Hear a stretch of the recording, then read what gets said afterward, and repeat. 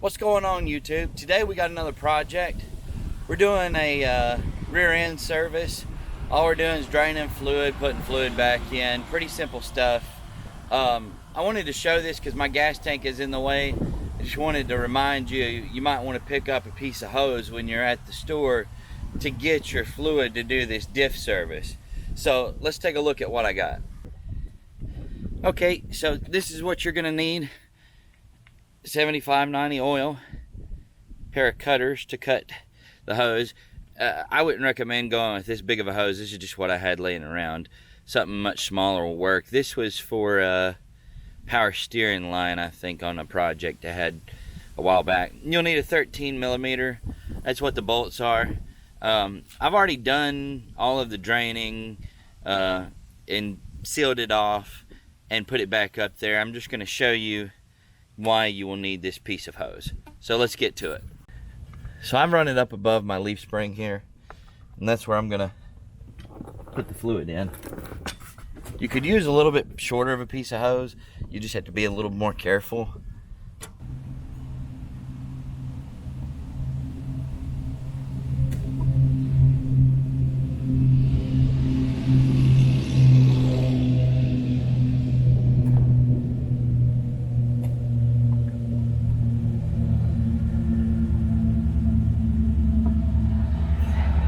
Hope you guys can see that, but anyway, it's working just like I thought it would.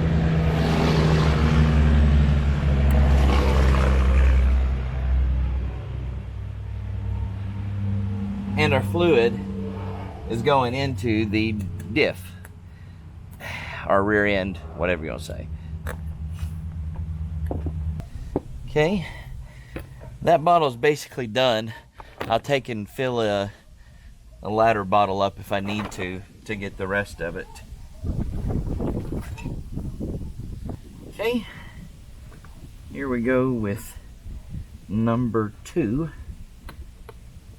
And by the way, the parts store said it is 3.4 quarts to fill this differential up.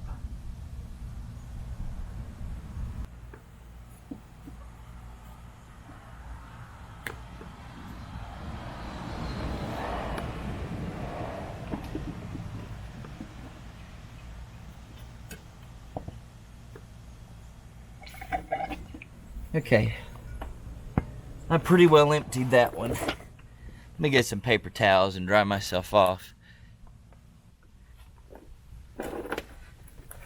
Okay guys, this is quart number 3 that I'll have put into here. We will check it after this because I don't know how much fluid actually stayed inside of the differential. I let it drain for a while, but sometimes more fluid stays in there than what you think.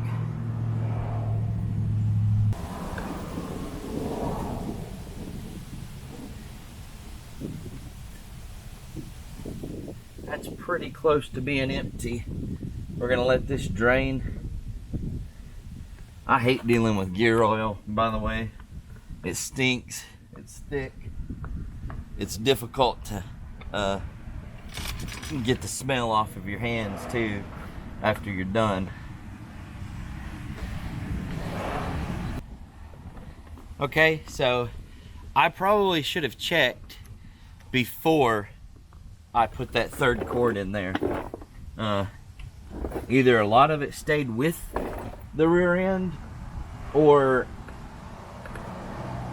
they gave me the wrong amount. So as you can see, I'm gonna easily drain a quart back onto the ground. It's just pouring out of this thing.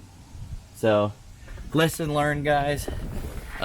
Always check between filling the quarts up, because I just wasted probably $18 worth of fluid there on the ground. Alright guys, so we're wrapping up this job, and I don't care how much you've done something in the past, like putting rear end fluid in. Sometimes you're just going to do the thing the wrong way.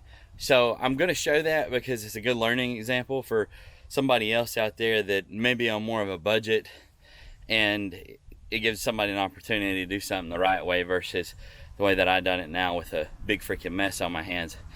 But what happened was the parts store people said 3.4 quarts is what it was going to take to fill the rear end up. I have no clue where that number come from. I don't know if he looked at the wrong number or whatnot, or maybe partially because the Jeep is slightly different. This is just a good warning for anybody out there that's about to do this job. Don't always rely 100% on what they say at the parts store, because some fluid is still trapped in it. Not that much, but some fluid is still trapped in it. And I could have misheard him. Maybe he said 2.4, but I'm pretty sure he said 3.4. It was one of the newer guys that was working at the store, so he may have mislooked at something. So anyways, just a quick little video. Hope you guys have better luck than me, because I'm going to spend probably 20 minutes trying to get this freaking mess cleaned up. Thank you guys for watching, and y'all have a great day.